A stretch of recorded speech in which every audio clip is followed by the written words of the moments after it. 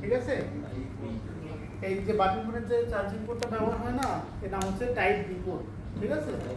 এখন এই যে টাইপ বি পোর্ট, এটা মানে যে কয়েকটা লাইন থাকে কি কি এবং কার কাজ কি, এটা আগে দেখবো আমরা। ঠিক আছে। তো সর্বপ্রথম আমাদের কাজটা হচ্ছে যে বাটন পোর্ট, এই যে টাইপ বি পোর্টটা, এটা নেগেটিভ পজিটিভটা নির্ধারণ করা, যেহেতু আমরা চার্জিং লাইনের কাজ করবো। ঠিক আছে। তো এই পোর্টটা দুইটা পিন আছে, একটা হচ্ছে প্লেন পিন আর একটা হচ্ছে এক ব্যাটার মতো করে দেওয়া। তো প্লেন পিনটা যখন সোজা থাকবে, মানে প্লেনটা যখন উপরে থাকবে, এরকম দুইটা চিহ্ন পেয়ে যাবে। ঠিক আছে। আমার কথা বুঝতে সমস্যা হচ্ছে কারোর? প্লেন পিনটা যখন উপরে থাকবে, এরকম পোর্টের দুই সাইডে দুটো ছিদ্র পেয়ে যাবো। ঠিক আছে। দুইটা ছিদ্র যদি উপরে থাকে এবং এই পোর্টটা যদি আমার দিকে ফেরানো থাকে, তাহলে বাম সাইডেরটা হচ্ছে প্লাস, মুখস্থ নিয়ম। এই বাম সাইডেরটা হচ্ছে প্লাস, আর একবারে ডান সাইডেরটা হচ্ছে মাইনাস। ওটা কি বডির সাথে থাকবে নাকি? মাইনাস লাইনটা বলতে আমরা বোঝাই টোটাল বডি। ঠিক আছে। তাহলে চার্জিং পোর্ট একবারে সহজ সিস্টেমে বুঝাই দিচ্ছি। এরকম ব্ল্যাক পিনটা উপরে থাকবে এবং দুই সাইডে দুটো ছিদ্র থাকবে, এরকম দুই সাইডে মিডলের মধ্যে। তাহলে আমাদের বাম সাইডেরটা হচ্ছে প্লাস আর ডান সাইডেরটা হচ্ছে মাইনাস। এবার যখন এটা উল্টা থাকতেছে, মানে প্লেন পিনটা নিচের দিকে থাকতেছে, তখন তো অনায়াসে বুঝতে পারতেছি, তখন ঠিক এইটা এইভাবে চলে যাচ্ছে, মানে এই সাইডেরটা মাইনাস চলে আসবে আর এই সাইডেরটা প্লাস চলে যাবে। এখন আর বাদ বাকি সব ফোনে তো আর একই ভাবে থাকবে না, কিছু কিছু সোজা থাকবে, কোনটা উল্টা থাকবে, এরকম উল্টা।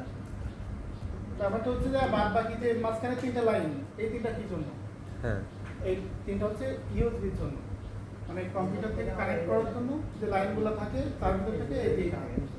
তো নেগেটিভ পজিটিভ মানে দুটো ভোল্ট পেয়ে যাচ্ছে, এটা বডি পেয়ে যাচ্ছে। প্রতিটা লাইন চলতে গেলে কিন্তু দুটো ভোল্ট দরকার, নেগেটিভ বা পজিটিভ। হ্যাঁ সুদীপ, ভালো কিছু না। এই যে পজিটিভের পাশের যে লাইনটা থাকবে সেটা হচ্ছে ডাটা মাইনাস, আমি ডি মাইনাস দিলাম। ঠিক আছে। আর এর পরে যেটা থাকবে সেটা হচ্ছে ডাটা প্লাস, মানে ডি প্লাস দিয়ে দিলাম আমি। আর বাদ বাকি যে অংশটা, এটা হচ্ছে মুভ সিলেক্টেড। মুভ সিলেক্টেড কাজ কি দাদা? সফটওয়্যার করার জন্য এটা কাজে লাগে। Mood selected.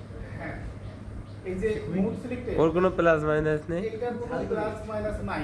এটা হচ্ছে বুটকে হিসেবে ব্যবহার করা হয়, এই যে লাইনটা জাস্ট এটাই। তাহলে আমরা পাঁচটা লাইন থেকে দুইটা পাচ্ছি চার্জের জন্য, একটা হচ্ছে পজিটিভ আর একটা হচ্ছে নেগেটিভ। তাহলে দুই সাইডেরটা কিন্তু দুইটা রকম পেয়ে গিয়েছি, নেগেটিভ বা পজিটিভ। এখন পজিটিভের পাশেটা হচ্ছে ডাটা মাইনাস আর তার পাশেটা হচ্ছে ডাটা প্লাস, এবং এই যে লাস্ট মানে বডির পাশে নেগেটিভের পাশে যেটা পাচ্ছি সেটা হচ্ছে মুড সিলেক্টেড। মানে এইটার কাজ হচ্ছে কম্পিউটার থেকে আমরা যখন শুধুমাত্র ফ্ল্যাশ ফাইল মানে এই যে ফোনে ঢুকাবো, তখন তো আমরা ইউএসবির মাধ্যমে ঢুকাই। এখন কোনো বাটন ফোনে ফ্ল্যাশ ঢুকাতে হলে ইউএসবির মাধ্যমে ঢুকাতে হবে। তো সেই ক্ষেত্রে আমাদের এই পয়েন্টটা দরকার। আমাদের যে বুট কি মানে বুট কেবল কিনতে পাওয়া যায় আলাদা করার জন্য, সেই কেবল যদি না থাকে তখন আমাদের কি করতে হবে, সিম্পল এই যে আমাদের ইউএসবি কেবল, এটাও বুট কি হিসাবে মানে বুট কেবল হিসাবে ব্যবহার করা যাবে। সেটা ব্যবহার করতে গেলে জাস্ট আমাদের এটা অ্যাড করতে হবে, এর সাথে এটা অ্যাড করে দিতে হবে। দিলে কি হবে, এই ফোনটা অন হবে না, অফ অবস্থায় কম্পিউটার থেকে ইউএসবি লাগাইলে তখন কানেক্ট হয়ে যাবে। ওই দুটো পোর্ট যদি একসাথে হয়ে যায় তাহলে আর অন হবে না ফোন। ফোন অন হবে না, বেশিরভাগ ক্ষেত্রে অন হয় না। এই যে কম্পিউটার থেকে যখন আমার ফ্ল্যাশ ঢুকানোর দরকার হবে, এই সিম্পল ইউএসবি কেবল ঢুকাই দিলে তখন ওই বুট কেবল হিসাবে ব্যবহার হবে। এখন এইখানে অ্যাড করলে 80% ফোন অন হবে না, মানে ওইগুলো বুট পেয়ে যাবে আর কি। আর যখন আমাদের বুট কেবল থাকবে তখন আর এটা প্রয়োজন হবে না, মানে এটা আর কিছু না করলেও চলবে, শুধুমাত্র বুট কেবলটা ঢুকাই দিলেই চলবে। তো যাই হোক, আমরা চার্জের ক্ষেত্রে জাস্ট এই দুইটা হলে এনাফ, বাদ বাকিগুলো লাগতেছে না। বাদ বাকিগুলো শুধুমাত্র ইউএসবি পাওয়ার ক্ষেত্রে দরকার, অন্য কোনো কাজের ক্ষেত্রে লাগতেছে না। তো আমরা যখন কম্পিউটারে কানেক্ট করে ইউএসবি বা অন্য ডাটা ট্রান্সফার কাজ করবো, সেক্ষেত্রে আমাদের এই বাদ বাকি পয়েন্টগুলো দরকার। তাহলে এ পর্যন্ত বুঝতে কি কারো সমস্যা? না।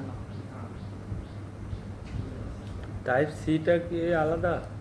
না টাইপ সি পোর্টটা একটু টাইপ সুপারটা অনেকটা ভিন্ন ভোল্টেজ অনেকটা টাইপ সি পোর্টের তো উপর নিচে দুই দিক থেকে একই পয়েন্ট উপর নিচে দুই দিক থেকে একই পয়েন্ট পাই কেননা এই যে লাইনগুলো এগুলো ডবল করে দেওয়া হচ্ছে তাহলে আমি এইভাবে দিলেও যা পাবো এইভাবে দিলেও তাই পাবো একই দিক থেকে। হ্যাঁ যখন কাজ করে আমরা কাজ করবো সে সময় আমরা এই মানে এই যে টাইপ রিপোর্ট এখানে সি কোড নিয়ে আমরা বিস্তারিত বুঝিয়ে বলবো ঠিক এখন তো বাটন ফোনেও টাইপ সি দিচ্ছে। হ্যাঁ বাটন ফোনে টাইপ সি দিচ্ছে কিন্তু বাটন ফোনে টাইপ সি আর টাচ ফোনে টাইপ সি ভিতরে কিছু পার্থক্য আছে আলাদা। টাইপ ট্রান্সফার তো এক একটা এক রকম হ্যাঁ তাহলে আমাদের চার্জের ক্ষেত্রে শুধুমাত্র দেখবো যে কোডটা আমার দিকে ফিরানো আছে কিনা ফ্ল্যাট প্লেটটা উপরে আছে কিনা থাকলে দুটা সিগন্যাল পেয়ে যাবে এখানে।